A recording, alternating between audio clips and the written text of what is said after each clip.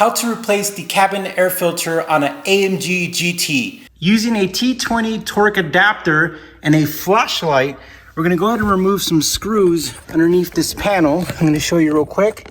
We have one right here, and there's another one right here.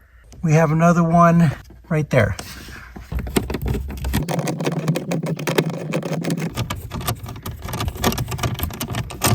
We have our third one right here.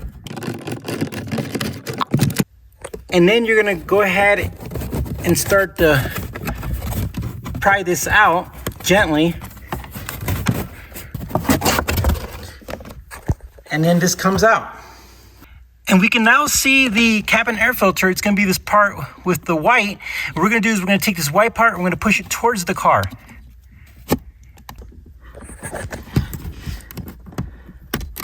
On the right side over here, I removed this little clip with my finger and it loosened this part.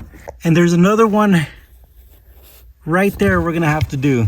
All right, now we're gonna slowly navigate this. It's kind of close to the carpet, so we don't want to damage the carpet. We're gonna bring it down and we're gonna pull it out. And this is a good time to vacuum as well.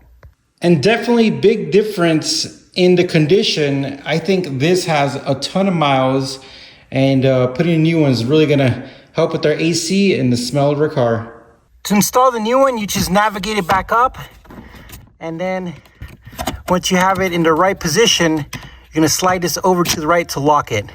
You will know if you did it right if the white part goes over the tab and stops right here. So it has to go over this black box's tab. It's gonna take a few tries, and then at the end I put the little clip back on by just clipping it over, and that's it. You're done.